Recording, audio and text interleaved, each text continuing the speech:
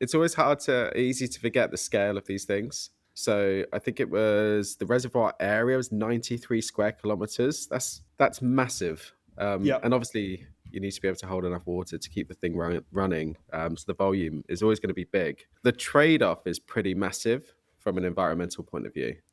So when these dams are created, it's not just like you stick a dam in a river or source of water and it starts to generate electricity off of it. They flood serious areas of land in the process. Mm-hmm. And there's this giant trade-off between something that is highly efficient at producing electricity, but then something that's arguably more damaging than other forms of electricity that will produce carbon, for example. So it's quite Like, what a about we contentious. remember we talked about that one in China late last year that flooded like 3 cities or something as part of the Three dam. Gorges. Maybe 3 gorges. Yeah. Were you about to Yeah, so say that? Did I take your punchline? I'm sorry. no. But I did look into that one. That is 1,000 square kilometers of reservoir. That is Yep. 10 times the size. So yeah, that one's crazy. And yeah, I think it was 3 cities that were lost or something like that.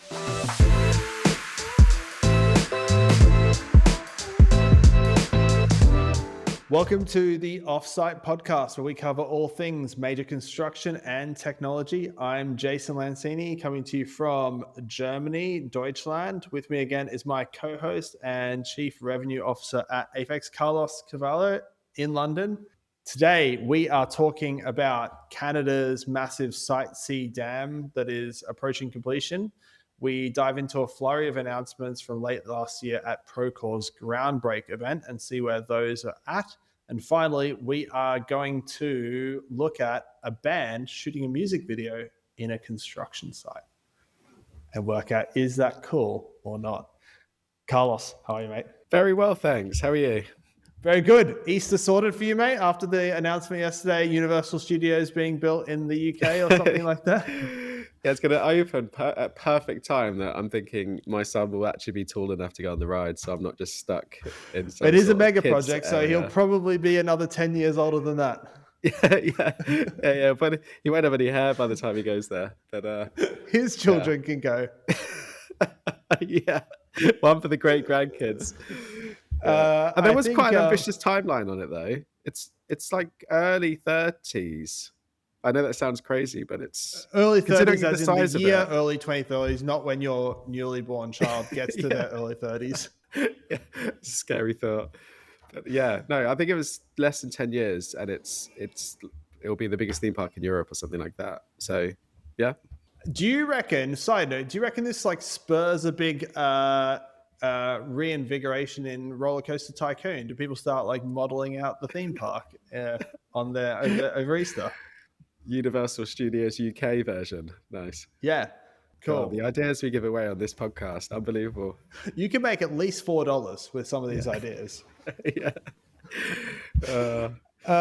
Cool. So, well, diving in right off the top, major project for the week, Site C Dam. So for some background, for those that don't know, the Site C Dam project, which was initiated in 2015 in British Columbia in Canada on the Peace River, represents one of Canada's most significant infrastructure developments in recent years. As of Feb 25, there were 3 of the 6 generating units operational, and that has the sufficient power to power approximately 80,000 homes. It's on track to be like fully complete and have all units in service by fall 25, and ultimately being able to produce enough power to power 500,000 homes. From a construction and infrastructure perspective, what makes the project notable, other than the size, is this kind of like unique L-shaped design, which is, I guess, a non-conventional strategy, Cotton.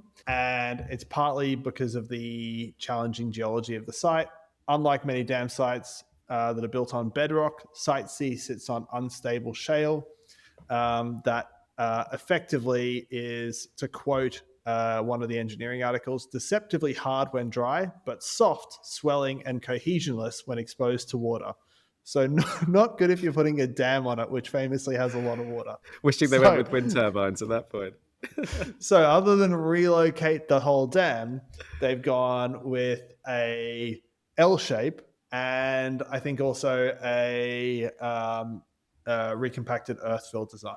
Thoughts, so many things to dive into. This is a very cool project. I don't know if you looked at a bunch of the photos. It's always easy to forget the scale of these things. So I think it was the reservoir area was 93 square kilometers. That's massive. And Yep. obviously you need to be able to hold enough water to keep the thing running. So the volume is always going to be big.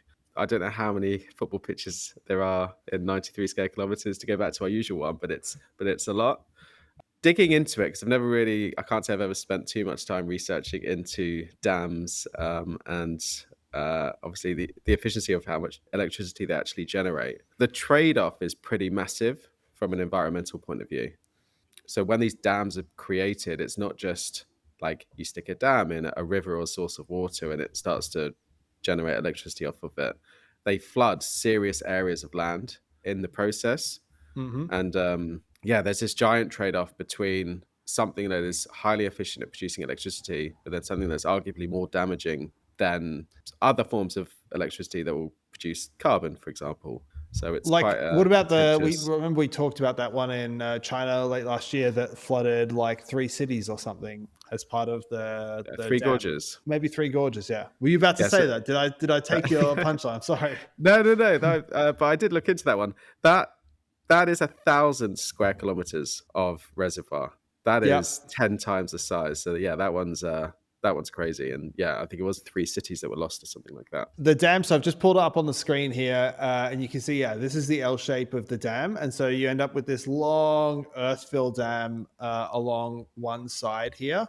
Uh, and just for like some context of scale, that earth fill dam section is 60 meters high and it's over a kilometer long. And then I think the other side is about 400 or 600 meters long as well. So it's a pretty big piece of kit. Yeah, they're massive. And obviously, I think it's risen from, I want to say, six to something like $16 billion.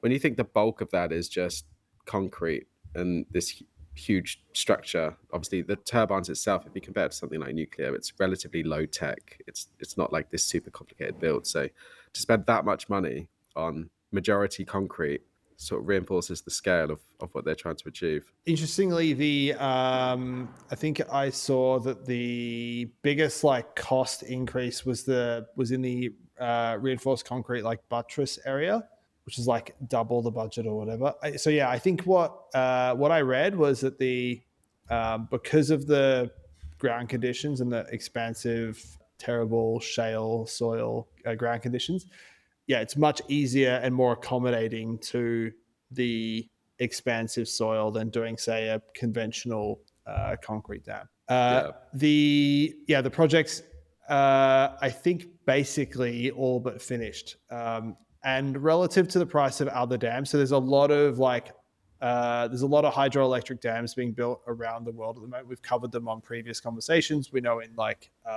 countries like Australia, there's a ton of them being built or coming down the pipe.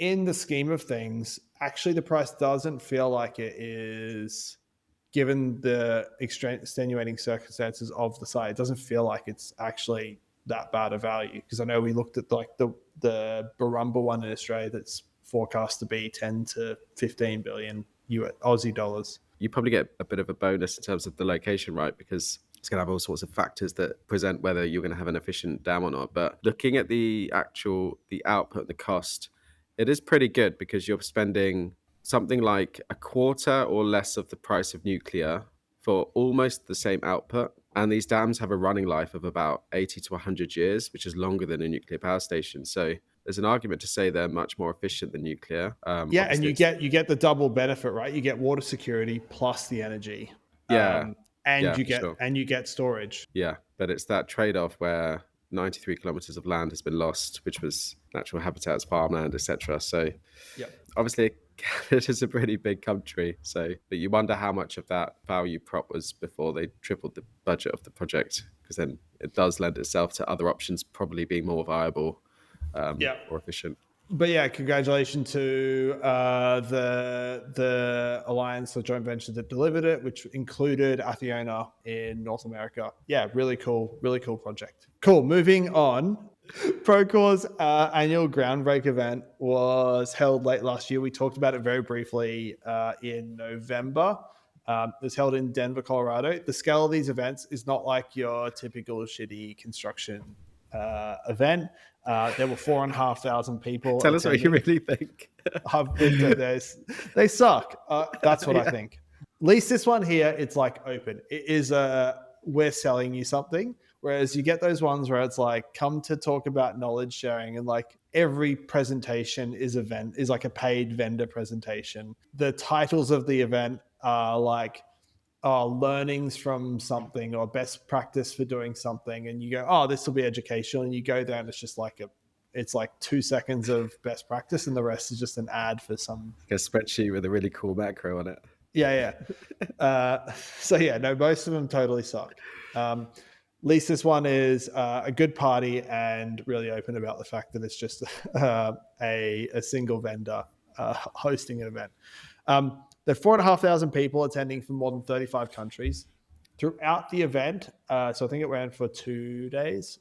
Throughout the event, they made several major product announcements, including integrated resource management, a Procore mapping solution, a new like enhanced set of safety tools, and then AI capabilities, because you have to have AI capabilities in 2025. A couple of them they had like built internally. Some of them are through acquisitions. Yeah, there's a lot of things happening. They'd bought IntelliWave technology. The mapping tool was through the acquisition last year of Unearth, which is a mapping tool. I kind of want to go through one by one and see, like, I think a number of these are starting to hit product at the moment, even in their like first iteration.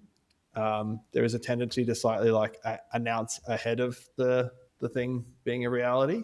But I'd like to like pull them apart one by one and dive into it, because these features or solutions that they've announced that they're shipping are whole companies at the moment. So on the safety side, like what the workflows that they cover around like job start cards, work method statements, observations, those sorts of things. Safety culture is a many hundred of million / possibly $1 billion company at the moment, which does just that. And then on the resource management side, there are a ton of resource management tools out there, Bridget and others. So that's whole companies. Mapping side feels like it's overlapping a lot with what people would be paying right now for maybe like an Esri ArcGIS. So that's a lot of plates to spin. Yeah, what do you think is driving that? And we can break it down one by one. We can start like an overall strategy. But yeah, what's your thinking? Procore's growth and share price it's flat, right? Or particularly share price. It's been at a level playing field. So they must be thinking, right, to really grow at a rate, we need to expand from classic project management stuff to being the full suite that all these big vendors want to be. Yeah, so for just to give some context to that, for those that are not sitting there watching the stock price all of the time, Procore's revenue between 2023 and 2024 grew from 950 million to 1.15 billion, which Olu will cut out how long it takes me to do this math. 20 to 25. Hey? Percent? You're the math guy.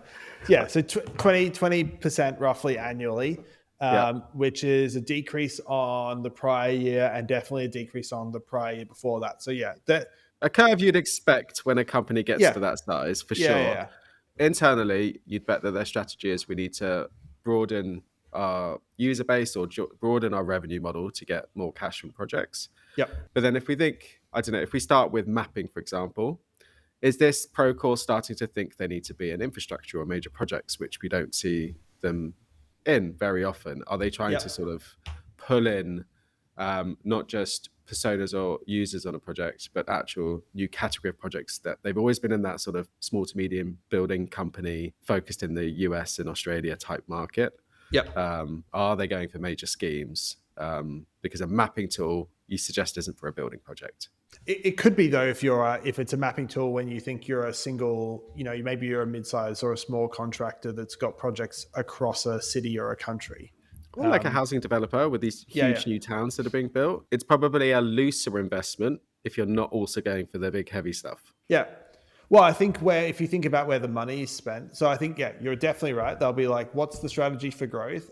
We've seen them make big investments we talked about before, like in other international markets to varying degrees of success. But they'd probably be looking also, and we've seen them make hires in the major civil and infrastructure space. In that space there is a big spend on tools like Esri, ArcGIS. Yeah, they're not cheap, are they? Yeah, it's not cheap. It's big spend, and most people are using only a fraction of what that actual platform is designed to do and needs to do. So I think the use case for our industry is a lot smaller than what Esri is capable of doing. So it's not like they need to replicate all of Esri. Correct, but there's also some of the big suites we know are a bit naive to the full appreciation of like a small area that they're looking at. Yeah. And these tools have so much capability because every project is different. Everyone demands something different for their scheme. So there's always that danger that you're going to spread yourself into all of these modules or sections, not go deep enough in each one. So they don't really take off. And then you're still trying to flog this huge suite of sort of underperforming or this sort of fractional use that doesn't make sense in the long run. Yeah. So if they are really going to grow into all of these areas in a serious way, you'd expect the Procore team to grow massively so they can really like go for it within each part rather than just sort of acquire, bolt it on and hope that that tackles everyone in the mapping space or the resourcing space or the safety. Yeah, I think you can make that argument for like someone that's like maybe got one or two or three products and they're trying to go to a lot, but Procore has 6.5 million products, and so these are so What's a few more, right? They've already like I think crossed that hurdle of going like truly multi-product, and I think they have teams. We've seen from there. I think we talked about previously, or at least we covered internally. They've talked openly in their annual reports about being able to take a single contractor from 300K a year to 3 million a year and spend through products and expansion. I think they'd be looking at, we have this big installed base of customers. What's the next thing that we can keep selling those customers? Because it's way easier to drive growth through selling the next thing to that set of customers. There's less of a like reliance on can we break international markets if we can sell a mapping tool to existing customers. It's way closer right, to an upsell than a. It is. I think it'd be wholly that. I don't think they're trying to use these things to. I think it's a bigger risk. I think it's less likely they're using these things to solely acquire new customers. It's mostly about driving growth in existing, and they're definitely going to start with less. I would imagine less features than they might need. As you described, they're going to undercook it and then they'll find out we're missing these next few things and then they'll build those. Yeah. But the interesting thing would keep track on like their appetite for building out each of those, because you could have huge teams for a long period of time, really going through that process of iteration and feedback from market and building out the feature set. So it'll be really interesting to see how shallow or deep they're going to go with each of these. Or are they trying to get that sort of one size fits all, sort of approach? So I think the mapping thing we've talked about, that I think that makes sense in terms of like there's probably an initial bucket of spend. Construction is a thing that happens in the real world. So having things connected to mapping makes a ton of sense. Like from the people we've talked to in Procore, it's like why have we not? This is obvious we could have had and should have had this earlier. What are your thoughts on, pick your poison, resource management or safety? I think resource management is an interesting one. It's obviously a competitive space at the moment, and I don't think anyone's completely nailed it at scale. So there's a lot of tools in different markets. There's some like familiar faces that we see, particularly in the UK and Oz, but no one sort of smashed it. Do you think maybe that's obviously it's really getting to site, so they're growing that existing user base of people who use Procore on a daily basis, but like also trying to capture data and own the data and use that in a more meaningful way? I think this is a really obvious one to like build into. So yeah, we've talked before about how there is this gap for most projects and contracts, especially in the larger project space, where on the capturing of resource actuals, there's a site diary, there's a swipe card system, there's some other payroll system, and they're all like Yeah. totally different records. One of Procore's like biggest product sets is their financial product to run like cost and invoicing and all, and like linked to their pay product. And so I think there's a lot of benefits here and things that are mutually beneficial, which is like there's any company can build reporting on top of data. So getting to the report is the easy bit. It's like getting the data and the Yeah, capture of the yeah. data. And the And the so the actuals data, so actual Labour actuals. Park people, the Yep. unlock you have from that data set is massive. Yep. Obviously, they're investing in AI too, but that should make that process easier than it used to be to use that Yeah. data in a meaningful way. I think it not only then means that they've got a meaningful solution that is integrated really, it can get really integrated tightly with the financial product, which are like, that goes really nicely together. I think it drives more people into the pay space where they're trying to be the payment solution here. Because you can suddenly access, you immediately just like can drive, there's a lot of things you can imagine cross-selling into the supply chain that are the ones doing the providing the resources. Yeah, It's a big product on its own. yeah, it's massive, but the reward is huge. Like if they can really nail that, everything else gets stronger. Yep. Um, Yep. it reinforces the whole model. It does make you a little bit scared if you're a customer. Like you're equally saying as a customer, especially a large construction contract, you're like, yeah, actually solving that would be really valuable. But at the same time, you're like kind of bragging in your annual reports of like, we 10x the spend of this single customer Yeah, over. And if yeah, we add this more, we could get them to spend 20 times as much. yeah.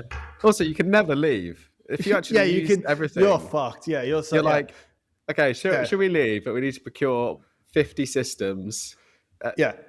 like, yeah, oh, You'd start to see like you remember back in the day when you'd buy a desktop PC and it'd be like Intel inside. yeah, Like yeah, you knew that like whatever company's computer you were buying was just like a very thin wrapper around like an Intel thing. yeah. You'd be like tier one contractor, buy Procore. And then also, if you get if you go really to the extreme, if you don't like Procore, you're not going to join the company that use it because you're going to be using all of their systems every day. So they Yeah. need to really nail it. Otherwise, they're locking in these companies and putting them in a pretty difficult position. But yeah, it is a valuable problem to solve. So I can see there Yeah. is a reasonable value exchange there. But yeah, you will be stuck forever in there. Yeah. Yeah. Was it you that was telling me Safety. yesterday? Was it you before that? Was it you that was telling me yesterday about not Procore, but another large construction technology vendor that would basically they were in tier one contractor was stuck in a similar spot with a vendor that they was like kind of locked into, and that the vendor would just email them annually some number between like 10 and 35%, which was their annual increase, and it was like, when are you signing the renewal? Yeah. And then there was even like, can we talk about this? No. Let me know what day you're going to sign. I'd love to be a salesman at that company. Oh, Um, yeah. it's like how it gives the whole space a bad name when that company there I think is bought by private equity. So the whole focus on delivering value is kind of like flipped on its head, and it's Yeah. about Just cash cow. extracting value. Yeah, they're probably investing nothing into the product, Yeah. and they're just extracting maximal price that they can get from a customer, giving them no support. That is the state of play that drives people to be nervous about, what we talked about with, say, Procore's resource management. I think if there can be one or two big players that are a counterweight to that, whether it's a Procore or someone else, that really keep a reasonable price and focus on end customer value, Yeah. it's the Yeah. counterweight to keep everything else honest. I had another interesting conversation with a contractor, again, with one of the big suites. And the contractor's stance is we want everything included, no exceptions. to just avoid them coming back every time there's a new product and they've got to like re-up or spend a huge amount of money on something that they don't even know if people would use. It's way more easier to say everything's included, so projects can choose to use one of the fringe apps in the suite rather than the vendor trying to monetize all these fringe apps in the suite. So yeah, Yeah. it's a tough game for purchasing. That's for sure. Even worse, so it's like it's kind of okay when they like brand them as very clear different products. And it's like you bought this, you bought this. But I've also seen where it's like you put these random limits kind of embedded inside of the thing. So it's like, yeah, you can do so many invoice. This is not specifically one, but like you can do so many invoices, but until you do more invoices, you need to upgrade to like Invoices Enterprise or whatever the thing is. Once you're using it for invoices, you can't be like, oh no, we'll Oh no, invoice I've less. yeah. It's annoying. All right, we're going to run out of time, but let's talk safety briefly, and we'll leave the AI out of the episode for a change. So safety is another area. It's like not a small product. It's whole of companies. There's a lot kind of in it. There's like, safety documentation, method statements, job cards. I think also they're covering certifications. And so you end up with the kind of like certification book. I think they're also tying like integrations into wearables, toolbox talks. This is a big product. Is it now just like we need to get growth, so we need to capture every single workflow that could ever exist? Yeah. I think there's part of it is, does this reinforce sort of the actuals and resource part of things?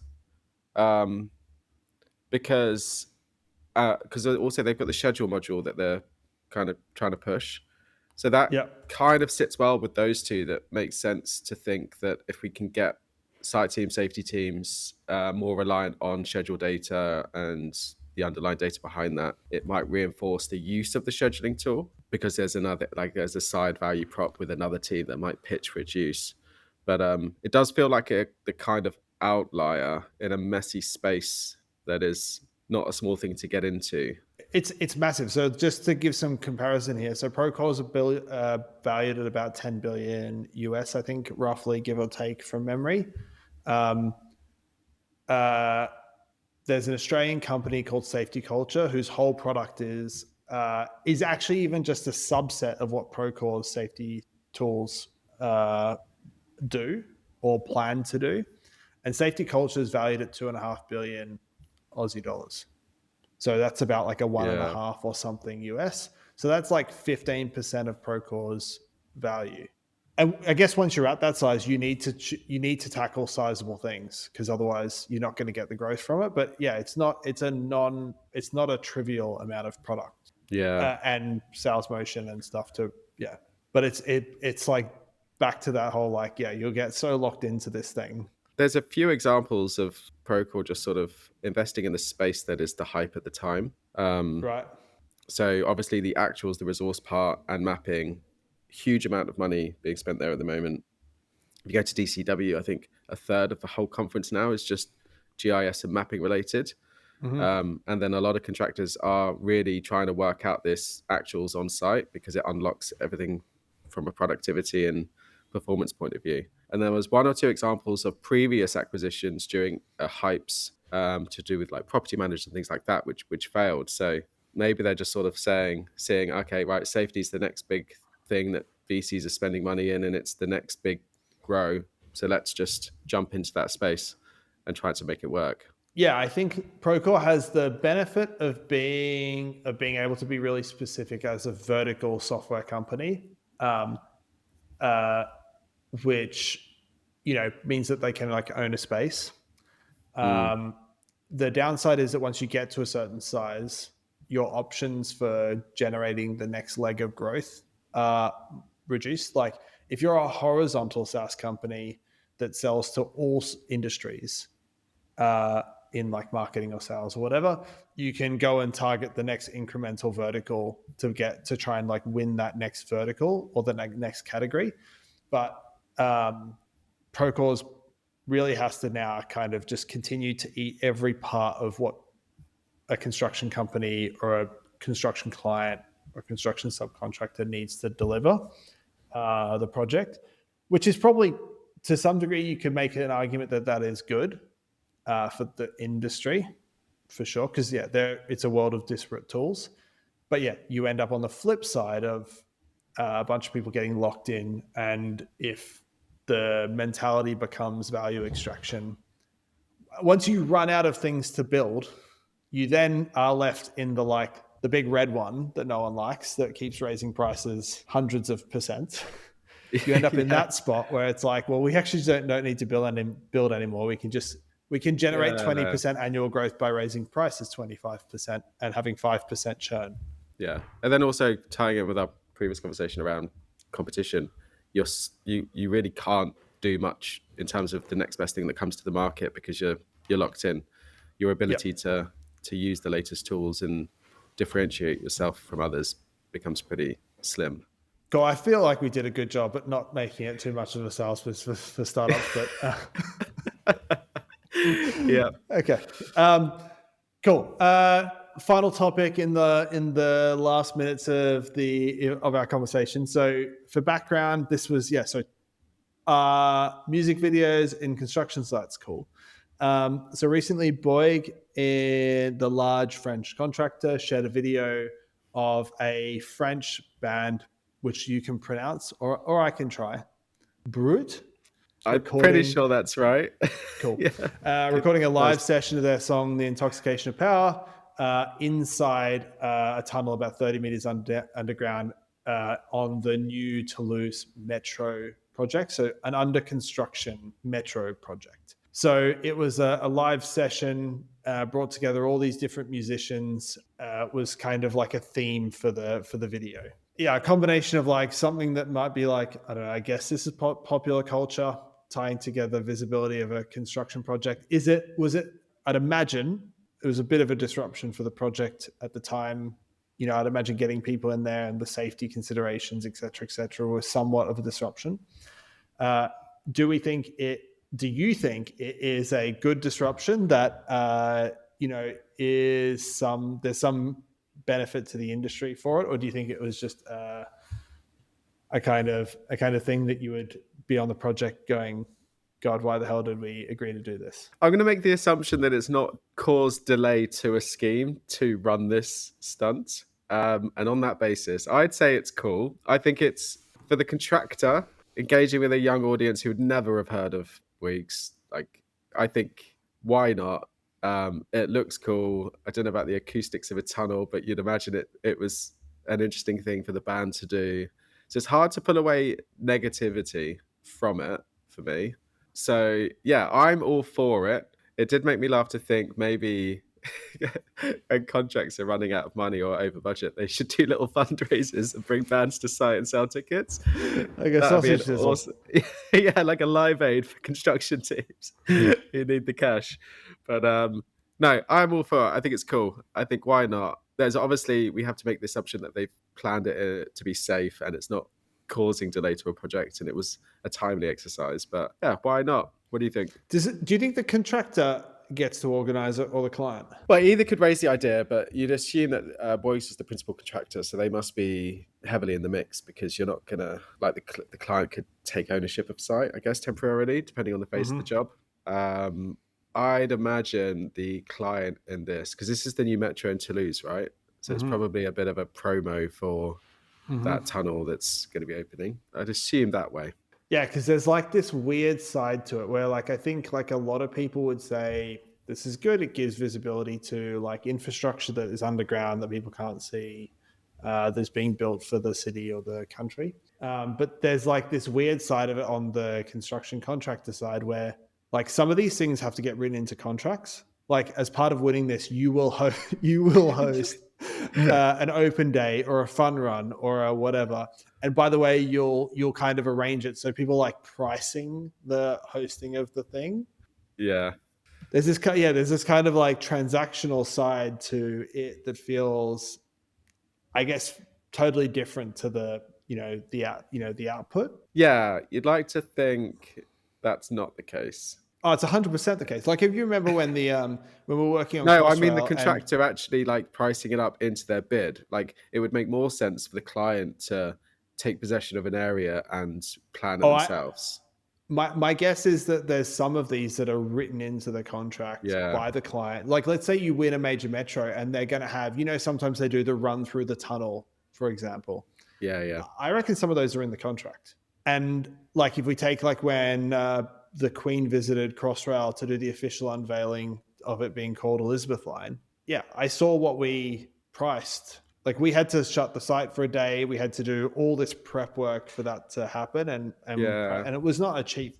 It was it was pretty expensive. There's always a pot for like community engagement and events, so it's kind of like an elaborate one of those. Yeah. So I don't think it's unusual to have money in the pot for it, but yeah, I mean the cost. Even with this one, it's not like there was an audience, so like how costly could it have been in reality? Especially if you're doing it at night. And I know every event has this, right? Like, vendors are supplying stuff to every event, but it just kind of feels weird that I could imagine a planner sitting there doing a disruption claim for doing this event, right? Like, that just feels kind of funny. Get their hands in it. They're like, here we go.